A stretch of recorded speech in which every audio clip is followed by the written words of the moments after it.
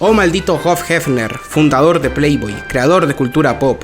Increíble lo que te debe la sociedad, oh salvador, e increíble lo que son las Bunny Girls, fuente de atractivo y de sensualidad. Fue y es todo un movimiento cultural que se ha mantenido hasta el día de hoy, sorpresivamente, más si tenemos en cuenta que empezó desde 1960 todo este temita. Así que ya lo saben, posiblemente su abuelo también haya sido un furro. Pero ante todo esto a mí me nace otra pregunta, aparte de si mi abuelo sería un furry de mierda o no. Mi otra pregunta es, ¿por qué esto se llama Bunny Girl Senpai si no tiene absolutamente nada que ver y es simplemente un elemento casi terciario en la obra? Bunny Girl Senpai es la historia de cómo un tipo de preparatoria, este sonso, está en la biblioteca y es capaz de ver una Bunny Girl hot al otro lado que mágicamente parece ser que todos ignoran. Nos damos cuenta que solo él es capaz de verla y lo que sucede es que es una especie de efecto paranormal que en esta ocasión llamaremos síndrome de la pubertad. Y bueno, a cada quien le pega diferente, yo no juzgo. En este caso la pubertad está afectándola, haciéndola invisible al resto. Y así es como empieza la serie. Como nuestro prota reacciona ante el traje hot, la pana nos cuenta que se viste así solo para llamar la atención y ver quiénes realmente son capaces aún de verla. A mí de nuevo de sapo me nacen varias preguntas. Lo primero es, ¿no han visto esos videos de extranjeros haciendo cosas raras en lugares públicos en Japón y que la gente simplemente ignora? Y la segunda es, ¿el escritor de esto no se dio cuenta en qué lugar puso los personajes de su historia para pensar que no son exactamente el mismo caso? La trama gira en torno a cómo nuestro protagonista va a ir ayudando a varias waifus de su alrededor que son víctimas de este paranormal efecto llamado pubertad.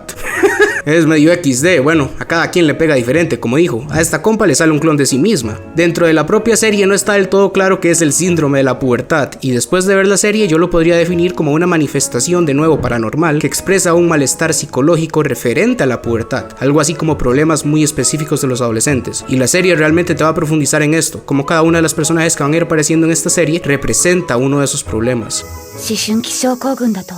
Es bastante entretenido como está formatizado el guión de la serie, como cada una tiene su propio arco y ayuda a exponer diferentes conceptos psicológicos de esto mismo. También tiene un bastante ecchi la serie, lo cual te saca un poco del mood de es chocante pero nada molesto y tiene una razón de ser, por lo menos. E igual a pesar de todo eso, el atractivo principal de la serie son los diálogos del protagonista con el resto de personajes femeninos prácticamente. Hay unas relaciones medio incestuosas ahí que para mí sobran demasiado, cuidado, y desde el principio se dejan claro una relación de noviazgo adolescente medio bizarra entre los protagonistas que va a ser muy entretenida igualmente. What the fuck? Los parecidos son notorios y obvios. El último párrafo del guión donde hablo sobre la obra lo escribí pensando más en Bakemonogatari, y es curioso entre comillas como calza a la perfección con el anime de la Guoneja. Y esta fue una preocupación que tuve cuando iba por el capítulo 4 de la serie, y ya pude entender cómo iba a funcionar la obra. De cierta manera me daba miedo que se rezacara y quedara en tan solo un intento de Monogatari, como me ha pasado en su día con muchas otras series, que sí han quedado rezagadas y opacadas precisamente por la gran franquicia Monogatari Series. Pero con Bunny Girl Senpai, a pesar de la gran cantidad de similitudes, creo que esta no se queda tan solo en ser una copia de mono. Yo diría que Bunny Girl tiene los pies más en la tierra. Los personajes no los caricaturiza tanto como pasa muchas veces en mono. Los problemas de cada una también se sienten muchísimo más palpables en realidad. Y no me refiero a que los problemas o la trama de mono sean una mierda o los personajes que lo sean. Oh Dios, jamás diría eso, sería una blasfemia total. Sino más bien que Bunny Girl Senpai va por un camino distinto, uno más verosímil y relatable. Es una serie que se forja a sí misma una identidad y lo logra. No vas a ver peleas de vampiros inmortales o planos astrales extraños de los cuales nunca vas a saber cuáles son reales y cuáles pasan solo en la cabeza de los personajes. Tampoco vas a ver una cantidad inhumana de referencias o lenguaje de la cultura geek japonesa, los cuales la mitad no vas a entender, por cierto. Los elementos paranormales en Bunny Girl se usan para magnificar y señalar con una mayor crudeza todos estos problemas adolescentes de la edad moderna. Esta misma también va por un camino que es muchísimo más fácil de entender, porque a su vez los problemas que trata son problemas con los que muchos se pueden llegar a identificar más fácilmente. Son mucho más mundanos. Todos pasamos por la pubertad y ese paso de ser niño a ser adulto nos llegan muchos cuestionamientos como estos.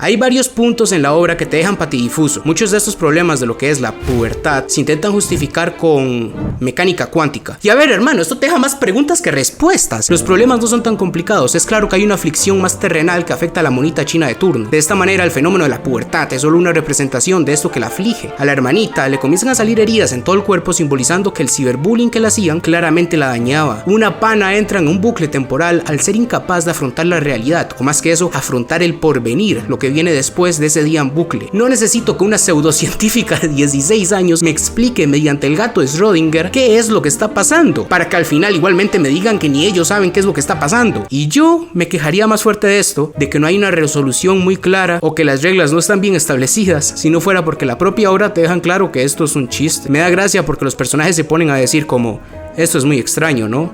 Sí, esto es muy raro. Sí, muy raro. Y esa es la conclusión ya, es increíble. Entonces, si en la propia obra te gritan que no te enfoques en eso, ¿para qué lo vas a hacer? Lo importante acá son los personajes, el desarrollo de estos, las interacciones entre los mismos y la moraleja de la obra.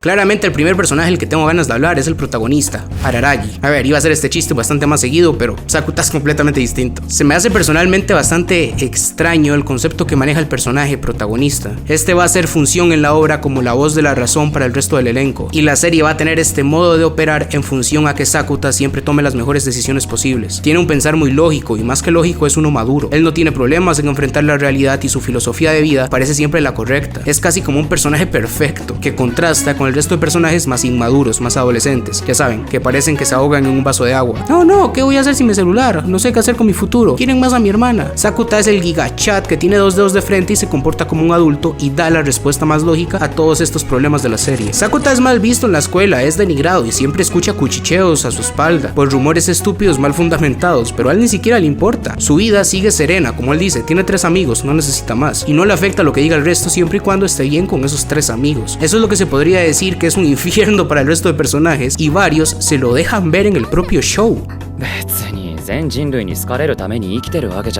Que recordemos que este resto de personajes no son más que la representación de un adolescente cualquiera. Es por eso que me parece tan buen personaje en contraste con el resto y bajo los lineamientos de su propia serie. Sakuta está en el contexto perfecto para que brille, me parece un increíble protagonista, porque recordemos que todo esto igualmente va de la mano con el mensaje de la obra. Es un protagonista de 10. La relación que tiene con Mai es magia pura, como se conocen y como esto va escalando poco a poco, me parece súper orgánico. Todo este primer arco, los primeros 3 capítulos me parecen de corazón una completa obra de arte. Cada una de las interacciones que van teniendo, incluso el suspenso de la propia obra. Claro, a Mai cada vez menos gente la reconoce y va desapareciendo a un paso muy apurado. Tiene momentos que son completamente ajenos a la industria del anime, es extraño de definir, pero cuando simplemente escapan y van a otra ciudad y se quedan compartiendo cama en una especie de hotel, parece una película noventera de las buenas. Son planos muy cinematográficos, podría decir, y a pesar de ese pequeño escape, la tensión de la obra no disminuyó. Seguía en aumento todo el suspenso, incluso llegó a cierto clímax cuando la propia madre de Mai es incapaz de reconocerla. No es el hecho de que no la ve, de que es invisible, sino de que ni siquiera se acuerda de ella. La siguiente desesperación de Sakuta por evitar que la olviden se siente real. Más tarde, cuando descubrimos que la gente la olvida al dormir, vemos este capítulo y a mí se me puso hasta la piel de gallina verlo sufriendo a Sakuta aguantando sueño por no querer olvidar a esa persona que en tan poco tiempo tanto significó para él. Es desesperante de verdad, transmite mucho hasta que...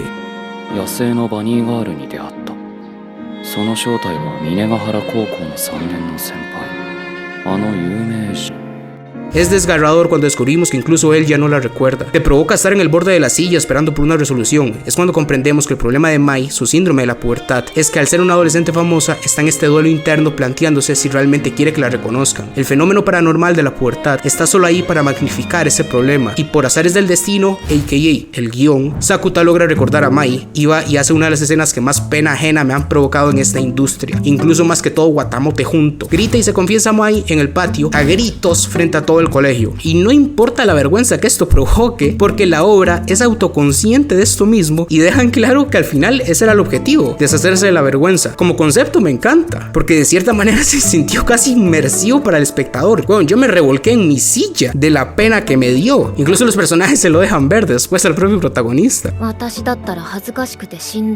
Tengo algunos problemas con este desenlace, cosas como que de cierta manera Sakuta fuerza a Mai a tomar una decisión. No es ella misma quien llega a madurar y decir como, bueno, mi vida, te gusta actuar, hazlo, no te gusta, no lo hagas. Sé que ese es el concepto del protagonista, como dije antes, el ser la voz de la razón, pero con Mai casi que se podría decir que hubo cero desarrollo consigo misma. No quería salir a la luz y Sakuta básicamente la empujó, gritando su nombre frente a toda la escuela. Pero dejando de lado también los agujeros de guión, que tampoco son pocos con respecto a esto, cosas como que Sakuta de la nada recuerda a Mai sin ningún motivo aparente, fue realmente gratificante. La historia fue emocionante, divertida, sumamente entretenida. Sí, la historia, estos estos 3 capítulos. Mi problema con Bunny Girl Senpai es que me sobra todo esto de aquí. A ver, quiero ser justo, no es que me desagrade todo después de apenas los primeros 3 capítulos, solo que en comparación con esos, la obra decae mucho, weón. Ese suspenso y agitación en la trama ya no se vuelve a sentir en la obra. Ese momento casi mágico de Mai y Sakuta en el hotel, tratan de replicarlo una y otra vez en la historia, como en la salida al zoológico, otra en la escuela vacía, otra en la playa, pero definitivamente ya no es lo mismo. Y repito, no es que la serie se vuelva mala, es solo que estos primeros 3 capítulos fueron muy buenos. El siguiente arco de la pana bucle no es que sea precisamente original el tema del bucle temporal o un día que se repite, pero el significado a mí me pareció algo fresco igual. Claro, a la panita le cuesta enfrentar la realidad, tiene amistades superficiales igualmente, y por no lastimar a alguien, o más bien porque no se alejen de ella por salir lastimados por ella, es que se manifiesta el demonio de la pubertad, haciendo que se repita el día hasta que le tenga que dar una respuesta al tipo que se le iba a declarar, o que pueda salir de ese apuro de alguna forma. Ajá. 用事ってこれかよ。男の趣味悪。Repito, veníamos saliendo de una muy buena historia y la panita de esta bucle se siente muy fuera, muy ajena a todo lo que venía siendo planteado. El suspenso como antes es mínimo, ni de cerca llega a ser lo que fue, y este mini arco tarda 3 capítulos también. ¡Oh Dios, no! Todo esto pasó de ser ella la que no quería rechazar a un random a ser ella la que no quería ser rechazada por el protagonista. Cosas que puedo rescatar: 1. Que el tema del tiempo fue muchísimo mejor explicado que el tema del progresivo desvanecimiento de Mai. 2. Nos dejó muy buenos clips como este. 3. El cierre del mismo se sintió un poco más natural incluso. La pana bucle comprendió que pues si la iban a rechazar no había más, tenía que afrontarlo, y se ve como una real maduración en el personaje, un real desarrollo, un avance. Pero ya, eso es todo. Siguiente. El arco de la científica es mucho mejor en mi opinión. No solo ya tenemos un tema muchísimo más interesante, sino que se explica incluso mejor que el primero y el segundo tema, y es mucho más sencillo de entender. Está lleno de momentos realmente palpables, con lo que es más fácil empatizar, que podemos dar por hecho que es el objetivo de la obra. A la pana ciencia le sale un clon de sí misma debido a diferentes sentimientos encontrados. Al principio se deja ver que es por un amigo entre comillas, por el que quizás llega a sentir más, pero más hacia el final vemos que realmente el problema es más con ella misma. Otro detalle que me gusta es como ellos mismos se hacen bromas de cómo a la pana ciencia le gusta al amigo solo porque sí. No hay una razón coherente detrás, de simplemente le gusta y ya. En la obra te dicen que es por una cajita de jugo que le costó como $10. チョココロネっていくら？ 130円。 双葉ってお手軽なのな。 Y me gustan esta clase de cositas, de detalles en la obra, porque es como autoconsciente de que así es como funcionan los adolescentes, ¿no? Simplemente le gusta y ya está. Y la dicotomía o lucha interna del personaje científico va más de la mano con que no se encuentra a sí misma. No quiere ser una exhibicionista por redes sociales, pero tampoco quiere ser alguien apagada o aburrida. Y de nuevo, un problema medio imbécil, porque bueno, ella solamente tiene que ser quien le dé la gana hacer y hacer lo que le dé la gana de hacer. Pero claro, ¿cómo le explicas eso a un adolescente estúpido sin autoestima? Pues me pareció más creativa la forma en la que hace Sakuta. Yo simplemente la fuera insultado. Deja de llorar, maldita puta. Sakuta lo resuelve invitando al clon a hacer las cosas que le gustarían en el fondo, para que de esa manera, por medio de la envidia, ella se dé cuenta de lo que quiere hacer, siendo más egoísta, buscando más su propio bienestar. Sakuta le muestra las fotos y luego invita a la otra mitad a hacer las cosas, y de esa manera la pana científica se acepta. Me pareció interesante de cierta manera como el problema es la falta de autoestima. También me gustó mucho la narrativa y el ambiente que toma la obra cuando nos damos cuenta que ambos clones, a pesar de que se comportan diferente en cierta medida, no dejan de ser la misma persona. Te lo ejemplifican con pequeños comportamientos y también como la falta de autoestima los afecta a ambos. Bueno, a ella. Bueno, son dos, pero en realidad una. Ustedes entienden. Sienten solo odio por sí mismos y pareciera que uno quiere desaparecer y dejarle toda la carga al otro. Es realmente palpable todo eso. Este arco estuvo bastante decente. Siguiente. El arco de la hermana de Mai. El peor sin duda. Dentro de la propia industria del anime, siento que el tema de oh, mi hermana es mayor, es perfecta y yo no lo soy, ya está sumamente quemado, y aquí no le intenta dar un giro ni nada parecido, es simplemente más de lo mismo. Que el efecto de la pubertad sea esta vez el cambio de cuerpo tampoco ayuda, no porque no crea que no pueda llegar a ser interesante, sino que lo vuelven súper soso. No profundizan en esto para nada, ni aprovechan para mostrar alguna situación divertida ni nada, más que para mostrar lo difícil que es la vida de Mai y ya. Que la hermana no la envidie tanto. La conclusión es igual de sosa que el desarrollo. Se llega a la conclusión de que ambas envidian y bueno, ahora se comprenden. Una conclusión súper esperable para esta clase de tramas. Además, el personaje de la hermana de Mai es cero memorable. Es sumamente aburrida e incluso en la propia obra, por metanarrativa, le di la razón a la madre. Esta es una copia de Mai que no llega a ser Mai. Es un personaje sin personalidad ni diálogos interesantes. Demasiado sosa. Normal que la madre prefiera a Mai. Yo también la prefiero. Lo que ahora nos lleva al final de la serie. Oh Dios, la hermana, oh Dios, la hermana. Ese es el demonio, madre mía. Creo que desde Eromanga Sensei no me enojaba así con un personaje ficticio. Oh Dios. Sí, claro, si es que son la misma mierda. Ya personalmente tengo un muy fuerte odio por las lolis en el anime y no va por un lado moral. Por Dios, no me la puede pelar más. Yo no soporto el hecho de escuchar a una señora de fondo haciendo la voz más forzada del mundo para sonar como una niña.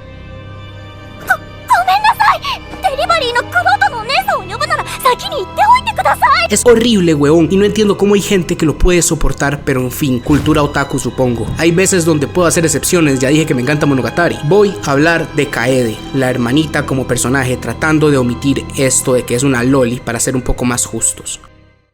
Esta fue víctima en su momento de bullying, por lo que entró en pubertad moment. Se le manifestaron unas heridas en su cuerpo reflejando el daño que sufría, pero todo esto no era más que una trama que estaba en segundo plano durante toda la serie. Y mientras está de fondo, a lo largo de la misma, mi odio iba aumentando por el personaje. Lleva el mismo hijo de puta pijama de panda durante mínimo medio año, que es el tiempo que pasa en la serie, por lo que podemos dar por hecho que esa mierda huele a puro ovo. No soporto cómo de manera tan descarada y molesta aparece queriendo follarse a su hermano, y lo que me molesta más es cómo todos los personajes, la obra en general, nos romantiza de cierta manera ese estado de estancamiento. Es cierto que de hecho el arco final es abandonar ya todos sus problemas, pero en media serie, mientras más personajes van apareciendo, más la quieren ayudar sin ningún motivo. ¿Por qué? Porque es tierna, tiene 15 años, por lo que ya es bastante grandecita, y se pasa el día entero vestida de panda y huele a mierda. No da ternura, otaku asqueroso, da pena. Hablando más en detalle del arco que la compone, me gusta la conclusión, porque se la fumigan, básicamente se la echan, se la bajan, la asesinan a sangre fría, y yo soy alguien que disfruta mucho de los finales felices. Me gustó como con cierta crueldad simplemente se la desaparecen. El actor de voz de Sakuta hizo un maravilloso trabajo en conseguir pasar esa desesperación y angustia, ese desconcierto por saber que esa persona que estuvo ahí ya no va a volver.